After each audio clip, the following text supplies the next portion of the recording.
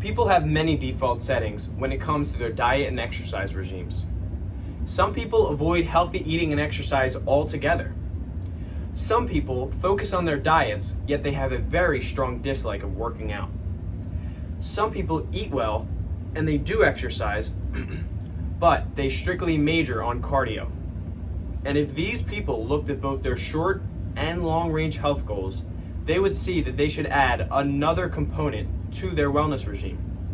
According to Mandy Oaklander's article, The New Science of Exercise, the sad reality that America faces is that only 20% of people are actually doing the recommended amount of strength training in a week. For some reason, whether said, typed, or even thought, the words strength training leave many to run for the hills, and it leaves them intimidated. However, with the proper motivation and the correct insight, anyone can reap the benefits that incorporating strength training into your schedule can have. Today, I will be persuading you to incorporate strength training into your regular routines. I hope to champion strength training and discuss exactly what it is, why it is important, and how to get started with it. So let's dive into the different types of strength training and the roles that they play. And first off, we have free weight exercises. Free weight exercises include any training that involves barbells, dumbbells, and kettlebells. And although free weights can be most intense, with proper form, it can definitely be one of the most prolific techniques and ways of strength training to improve both your physique and your strength. Next, we have machine work, which is another good way of strength training. This is normally used as an alternative to free weights. Let's say that you can't get a full range of motion while you're doing an exercise. You'll use machines, and it is a great, healthy resistance. Third, we have calisthenics, which introduces a wide range of body resistance exercises. Calisthenics is inexpensive and is an easily accessible form of strength training that masters control, and it pretty much hits every single muscle while you're doing that exercise. And last but not least, we have elastic resistance, which is band work. This is a little different from the other modes of strength training because this helps with strength as well as rehabilitation, because it increases your stabilization without putting unwanted pressure on your joints. Elastic bands come in all shapes and sizes, and they can vary from light to heavy duty, so it can help both beginners and experts alike. So those are the different modes of strength training, and now let's get into why it could be important to you. And let's dive into its function and how strength training can aid your physical body. First off, strength training is universally known to build up muscle, and it also aids in metabolism, and it can burn off fat.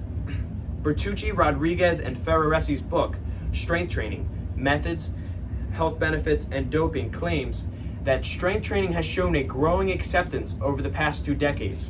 And in terms of athletic performance, strength training can increase muscular strength, power and speed, muscular endurance, motor performance, balance, and coordination.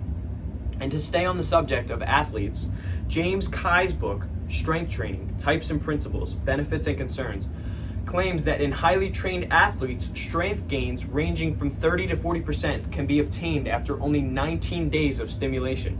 That's a lot of gains for a short amount of time. And Kai also explains that you can use different types of strength training together. He says that free weights and elastic band resistance used together can increase stabilization and nervous system response, while also increasing acceleration and gaining absolute strength. They're not used in conflict with each other. They're instead used in complement with each other in a nice little symbiotic relationship. And I'm speaking to all people when I say this. Rosalind Frazier's article, We Need to Talk About Weightlifting, claims that the average amount of calories burned by women during the 24-hour period after their workout is 100 calories. And to put that in perspective, she claims that more calories are burned within the 24-hour period after a workout by strength training than even cardio. And you might wonder, how is that even possible? Because cardio's main draw is to burn calories.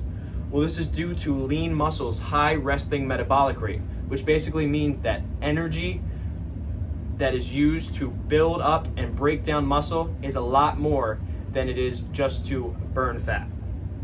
So strength training helps build muscle, and it also helps with metabolism, and it helps burn off fat. And strength training additionally enhances bone density. Sean Al-Said and Anas's article, The Impact of Adding Weight-Bearing Exercises versus Non-Weight-Bearing Programs to the Elderly Patients with Osteoporosis, states that osteoporosis is a skeletal disorder characterized by deteriorated bone mass, which causes bone fragility and can lead to increased risk of a fracture. And there is a solution for this, and this is strength training. Maria Benedetti's article, The Effectiveness of Physical Exercise on Bone Density in Osteoporotic Patients, states that strength and resistance training is the biggest technique in preserving and increasing bone mass in both the elderly and people who struggle with osteoporosis. Altogether, these different modes of strength training benefit the spine, the hip, and the neck by preserving bone mass better than almost anything else can do. And strength training also decreases risk of injury, and it increases longevity of life, that is. Bertucci, Rodriguez, and Ferraresi state that there is a direct relationship between physical inactivity and cardiovascular risk factors such as artery problems, diabetes, and obesity. In fact, in this day and age, this technology day and age, Mandy Oaklander tells us that the average amount of childhood obesity percentages have risen every single year since 1999. A solution is strength training. Strength training improves blood flow to both the brain and the heart, which can thereby lower your risk of getting these cardiovascular factors.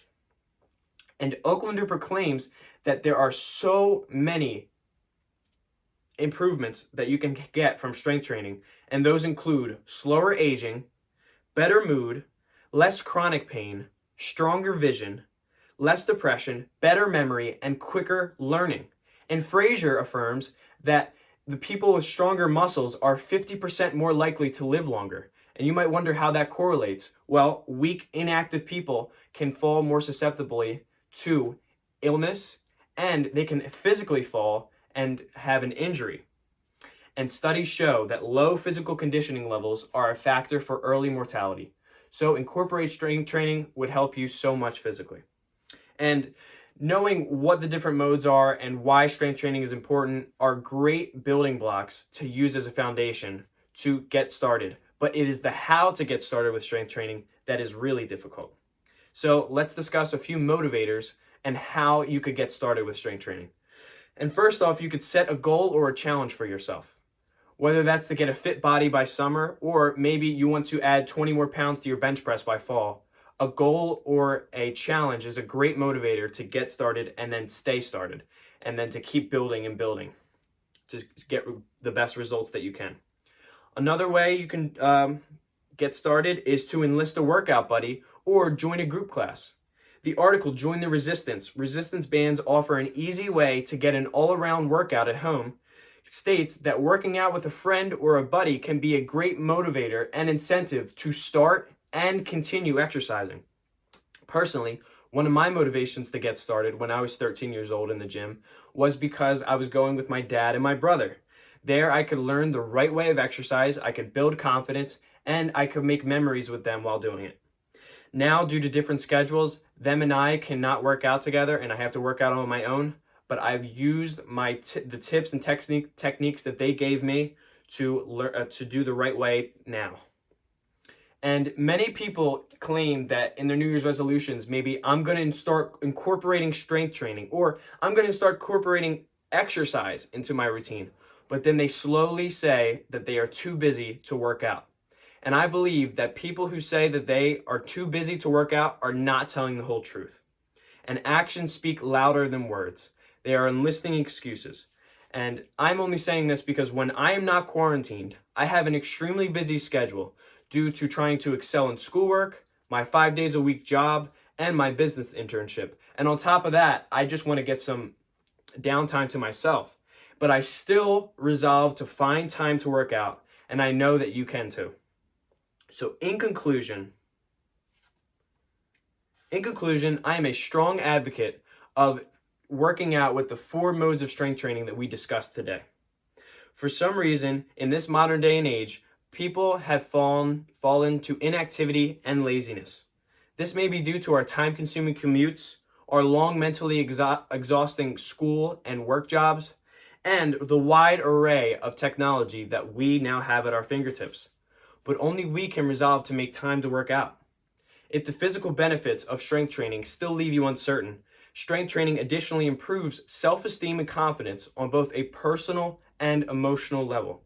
Like any good habit, you can reap the benefits of doing strength training even if you commit to it to only about 2 days a week for 30 minutes to an hour at a time. I'll let the great Greek physician Hippocrates have the last word. Eating alone will not keep a man well. He must also take exercise. Thank you.